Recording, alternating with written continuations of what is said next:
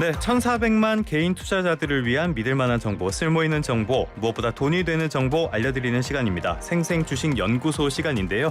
앞서서 증시 상황 조금 더 살펴보도록 하죠. 앞서서 간밤에 뉴욕 증시 말씀드린 대로 혼조세로 마감이 됐습니다. 대형주 중심의 S&P 지수가 한 0.88% 정도 내렸고요. 나스닥 지수는 1.95% 상당히 큰 폭으로 하락했습니다. 아무래도 이 기술주들이 힘이 빠진 게 큰 영향을 미친 것 같은데요. 미국 현지에서는 굉장히 좀 기괴한 밤이었다, 이런 평가까지 나오고 있습니다. 이런 이야기들 오늘은 신한금융투자 이선엽 이사님과 함께 나눠보도록 하겠습니다. 이사님 나와 계십니까? 예, 안녕하십니까? 예, 안녕하세요 이사님. 이사님께서 나오시면 저희 청취자분들이 너무너무 좋아하시는 것 같아요. 조곤조곤 잘 짚어주신다고. 예. 오늘도 잘 부탁드리겠습니다. 예. 제가 앞서 문을 열면서 간략하게 말씀을 드렸는데 밤새도록 뉴욕에서 빅테크 기업들 주가가 상당히 많이 빠졌죠? 예. 어디가 그렇게 많이 빠졌습니까? 전반적으로 테슬라부터 시작을 해서 예. 엔비디아를 비롯한 흔히 빅테크 중에서 매그니피션트 7이라고 불리는 7개 종목에 대한 차익 실현 매물이 좀 많이 나왔습니다. 예. 이게 이제 여러 가지 이유가 있겠지만 첫 번째는 테슬라 같은 경우 오는 8월 8일에 자율주행 택시를 원래 예상을 했었는데 이게 2달 정도 밀릴 수 있다라는 얘기에 실망 매물이 많이 나왔고요. 로보택시 말씀하시는 거죠? 예, 맞습니다. 예. 그리고 나머지 기업들 같은 경우는 이렇게 금리가 미국에서 내려오게 되면 아무래도 그동안 많이 오르지 못했던 기업들이 많이 눈에 띄게 되는데요. 예.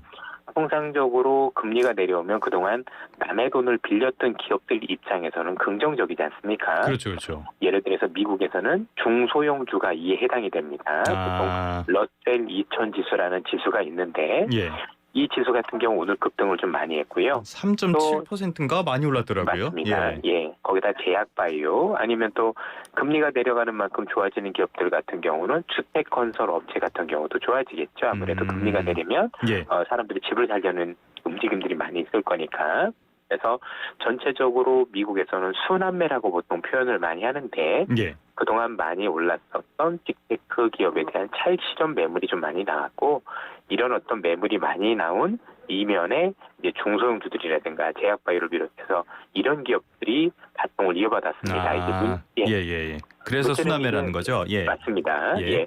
아무래도 근데 이제 문제는 뭐냐면 그런 걸 알겠는데 그럼에도 불구하고 왜 지수가 많이 빠졌느냐라는 고민이 있으실 거라고 생각을 하는데요. 오늘 그 S&P 500이라는 지수를 보면 말 그대로 500이니까 500개 종목이 있겠죠. 예.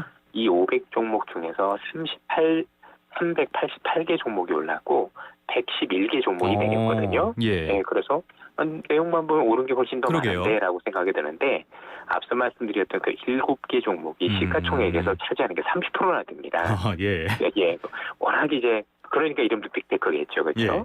그래서 이런 기업들 7개 정도가 내리니까 마치 지수가 내린 것처럼 보이지만 실제 안을 들여다보면 7개 종목을 제외하고 나머지 기업들은 대부분 올랐다. 이렇게 보시면 될 것 같아요. 알겠습니다. 빅테크 얘기를 조금만 더 여쭤보면요. 네. 빅테크 중에서 엔비디아, 애플 이런 데 주가 오르는 거는 이해를 하겠어요. 그런데 테슬라 같은 데는 사실 현지에서도 좀 이견이 많은 상황이잖아요. 네. 그러면 오늘을 기점으로 약간 조정을 받을 가능성 이런 것들은 어떻게 보십니까? 일단은 전반적으로 그 앞서 말씀드렸었던 로보택시에 대한 기대감이 조금 줄어드는 영향은 있지 않을까라고 생각을 하는데 최근에 테슬라가 반등했었던 데는 이에 따른 기대도 있지만 사실 ESS라고 불리는 이걸 우리말로 하면 에너지 저장 장치가 되는데 그렇죠. 이 에너지 저장 장치에 대한 기대감도 있기 때문에 사실 조정이 받는다고 하더라도 그렇게 길게 갈 건 아니라고 판단을 합니다. 특히 이제 ESS라는 것 자체가 테슬라 같은 경우는 이번 분기에 증가율이 132% 전분기 대비해서 올라왔거든요. 급격하게 그동안 신재생 에너지를 많이 깔았고 신재생 에너지는 태양광 풍력을 얘기를 하는데 이 태양광 풍력은 아시겠지만 그 발전 방식 자체가 간헐성, 즉 햇빛이 있을 때는 발전이 되고 햇빛이 없을 때는 안 되는데 그 햇빛이 많을 때 발전한 걸 저장해 놨다가 내가 필요할 때 쓰는 장치를 얘기를 하는데요. 이게 전 세계에서 테슬라가 제일 잘합니다. 그리고 요 매출 비중이 앞서도 말씀드렸지만 수익이 많이 늘어났고 또 테슬라 일론 머스크도 앞으로 몇 년간은 전기차보다 이 ESS라고 불리는 에너지 저장 장치가 많이 클 겁니다 얘기를 했기 때문에 그에 따른 성장성을 감안하면 비록 전기차가 조금 부진하다 하더라도 또 아직까지 로보택시에 대한 기대감이 조금 희석된다 하더라도 전반적인 큰 그림은 훼손된 건 아니다라고 네. 볼 수가 있겠습니다. 알겠습니다. 국내 개인 투자들이 워낙 좋아하는 종목이라서 한번 여쭤봤습니다. 앞서서 좀 말씀을 드렸던 내용이기도 한데요. 6월 소비자 물가지수, 미국 소비자 물가지수가 간밤에 발표가 됐습니다. 예상보다 좀 낮게 나오면서 기준금리 인하 기대감 더 커졌다고 봐야 하겠죠? 예, 그렇습니다. 예. 오늘 나온 물가 중에서는 지표가 낮아진 것도 중요한데 그거보다 더 중요한 게 주거비라는 항목이 내려온 게 굉장히 중요합니다. 예. 미국의 소비자 물가 지수에서는 36.1%를 주거비가 차지합니다. 많이 차지하네요. 그래서 예. 주거비라는 게 내려오느냐 내려오지 않느냐가 굉장히 중요한데 연준 같은 경우는 올 초까지만 해도 주거비가 많이 내려와서 물가가 내릴 거라고 원래 판단을 해서 금리 내릴 거라고 생각을 했었는데 이게 예. 내려오지 않으면서 굉장히 어려웠었던 거거든요. 이게 지난달까지만 하더라도 0.4% 이상 항상 매달마다 상승을 하면서 시장에 물가가 내려오지 않는데 일조를 했는데 예. 이번 달에는 0.2% 상승에 그치면서 주거비가 본격적으로 상승세가 둔화되기 시작했습니다. 중요한 건 36.1%에 달하는 주거비는 한 번 내려오면 추세적으로 내려옵니다. 일회성에 그치지 않고 다음 달, 그 다음 달도 내려올 가능성이 높기 때문에 이렇게 보면 시간을 두고 미국의 물가는 2%대로 진입할 가능성이 높다라고 봐야 되고 요건 굉장히 큰 뉴스다 보니까 그래서 오늘 미국에서 국채금리도 내려오고 그다음에 환율과 관련해서 엔화도 급등하는 모습을 보이는 게 요 주거비 항목이 내려오면서 이 정도면 물가가 안정적으로 앞으로 내려올 수 있겠구나. 그러면 9월에 금리 인하 가능성이 높다라는 것을 대한 확신이 들면서 시장이 움직였다라고 보시면 되겠습니다. 알겠습니다. 아무래도 서비스 쪽 가장 늦게 움직이는 편이고 주거비 이런 것들도 늦게 움직이잖아요. 이게 이제 움직이기 시작했다는 면에서는 좀 긍정적인 뉴스로 볼 수 있을 것 같습니다. 이제 우리나라로 와볼게요. 어제 금통이 진행이 됐잖아요. 금융통화위원회 회의가 진행이 됐는데 뭐 동결을 했습니다. 근데 깜빡이를 좀 켜긴 했죠. 어떻게 보셨습니까? 전체적으로 미국과 같은 움직임을 보이고 있다라고 말씀을 드리고 싶고 궁극적으로는 미국과 비슷한 시기에 금리 인하에 나설 가능성이 높다라는 걸 암시했다라고 볼 수가 있을 것 같습니다. 그동안 사실 한국은행이 금리 인하를 하고 싶었어도 미국과 한국의 금리 차가 커지면 앞으로 환율이라든가 여러 가지 문제가 있을 수 있다는 점에서 운신의 폭이 작았었는데 미국이 이제 본격적으로 이제 금리 인하 가능성이 높아졌고 이에 따라서 한국은행도 이에 따른 시그널을 시장에 줬다라고 보시면 될 것 같고요. 조만간 한국은행도 미국과 더불어서 금리 인하에 나설 가능성이 높고 이에 따른 암시를 줬다라고 보시면 되겠습니다. 알겠습니다. 금리 인하의 시계가 점점 빠르게 가는 것 같습니다. 지금까지 큰 틀 한번 살펴봤고요. 주목받는 종목 쪽으로 한번 이야기를 해볼까 싶은데 어떤 이야기일지 준비한 파일부터 듣고 오겠습니다. AI 열풍과 함께 TSMC가 뉴욕 증시에서 사상 처음으로 시가총액 1조 달러를 달성했습니다. 올해 들어서면 80% 이상 폭등해 뉴욕 증시 시총 7위 자리에 올랐으며 삼성전자의 2.4배 수준입니다. 굉장히 잘 나가네요. TSMC. 장중에 한때 2조 달러를 찍기도 했었다라고 들었는데 이 매출이 좋아서 실적이 좋았던 겁니까? 예, 그렇습니다. 전분기 대비 36%에 달하는 실적을 기록한 게 굉장히 주요했다고 볼 수가 있을 것 같은데요. 지금 잘 아시는 그 엔비디아를 비롯해서 글로벌에서 나오고 있는 AI와 관련된 반도체 칩을 거의 독점 생산하고 있으면서 수익률이 좋아지고 있는데 워낙 TSMC 혼자 만들다 보니까 사실 TSMC가 다 못 만들어주고 있습니다. 쉽게 얘기해서 현재 갑의 위치가 TSMC라는 거죠. 엔비디아는 더 만들어주세요라고 얘기를 하고 있고 TSMC는 우리가 아무리 많이 만들어도 이 이상은 못 만듭니다라고 얘기를 하니까 이익률도 좋아질 수밖에 없지 않습니까? 그러니까 항상 반도체라는 건 많이 만드는 것보다 더 중요한 게 나 혼자 만들 수 있느냐 아니면 경쟁자가 있느냐가 굉장히 중요한데 TSMC 같은 경우는 삼성전자가 지금 제 역할을 못 해주면서 거의 독점적 구조로 이 칩을 만들어주면서 이익률이 굉장히 증가하고 있다. 이렇게 보셔도 될 것 같아요. 방금 전에 삼성전자가 제 역할을 못 해준다라고 말씀을 해주셨는데 삼성전자는 지금 파운드리 쪽에서는 격차가 갈수록 벌어지고 있는 추세죠? 예, 그렇습니다.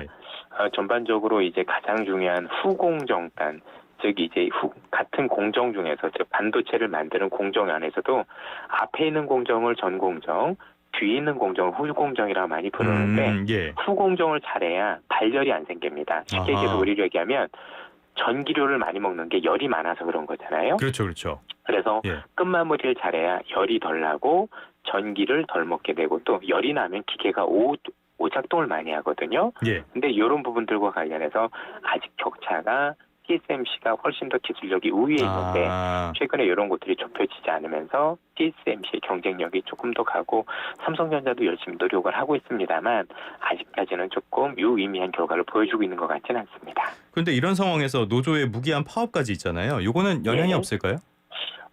지금 당장은 모르겠지만 나중에 만약에 혹시 이게 생산과 관련해서 영향이 있으면 예. 고객사 입장에서는 불안하겠죠. 그러면 이제 반도체에 대해서 맡기는 사람 입장에서는 저 사람들이 앞으로도 계속 파업을 할 거고 그로 인해서 뭔가 생산 차질이 된다라면 물량을 맡길 때 고민할 수 있는 부분들이 있을 건데 예. 향후에 혹시 이로 인해서 생산 차질이 본격화된다라면 아마도 제가 볼 때는 주가에 부정적인 영향을 줄 것으로 판단됩니다. 예, 알겠습니다. 다음 주제로 하기 전에 하나만 짧게 여쭤볼게요. 갤럭시 시리즈 언팩 행사 있었는데 요거는 네. 영향이 없을까요? 전체적으로 일단은 폰은 되게 잘 만들었다라고 생각을 합니다. 예. 나름대로 지난번에 했던 전작보다도 무게도 얇아지고 전반적으로 굉장히 좋다라고 생각을 하는데 이게 좀 애플하고는 좀 다른 것 같습니다. 무슨 얘기냐면 결국에는 저렇게 얇아진다라고 해서 사람들이 폰을 바꿀 거냐에 대한 고민이 있는 게 예. 애플 같은 경우는 이번에 행사를 하면서 내 폰이 더 좋아졌습니다라고 강조한 게 아니라 오픈 AI가 했었던 그 AI를 내가 우리 핸드폰에 최적화했습니다가 되게 중요했거든요. 예, 그렇죠. 그러면서 이게 AI 비서입니다라고 해서 AI를 우리가 스마트폰에 어떻게 활용을 잘 할 건가에 대한 고민을 보여줬죠. 쉽게 얘기하면 소프트웨어 중심으로 움직였다라면 우리는 기계가 하드웨어가 좋아졌습니다라고 얘기를 했다라는 거죠. 그래서 사실 어느 쪽에 점수를 줘야 되는지 저는 잘 모르겠습니다만 예. 아무래도 소비자들 입장에서는 뭐 폰이 좀 더 얇아졌다 살 거냐 저는 그렇게 될 거라고 생각을 합니다만 예. 과연 주가를 끌어올리는지는 어느 쪽이 될지는 사람들이 소프트웨어가 좋아진 애플을 더 볼 것인지 아니면 하드웨어가 조금 더 개선된 삼성을 볼 것인지 여부는 소비자들의 선택을 우리가 조금 더 볼 필요가 있겠네요. 일단은 애플은 발표 뒤 주가가 많이 오르기 시작했고 삼성은 큰 반응은 없었던 것 같습니다. 네. 끝으로 이 종목들 살짝 좀 알아보고 가겠습니다. 네이버와 카카오 사실 뭐 국민 주식이다 이런 말까지 나왔었는데 올해 들어서는 굉장히 어려운 상황이잖아요. 왜 이렇게 주가가 안 오르는 겁니까?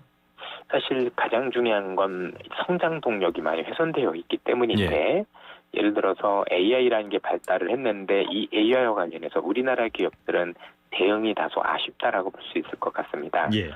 참고로 우리나라 기업들이 기술력이 없는 건 아니고요. 우리나라 기업들도 참 좋은 기술력이 우수한 인재들이 있지만 문제는 돈입니다. 예.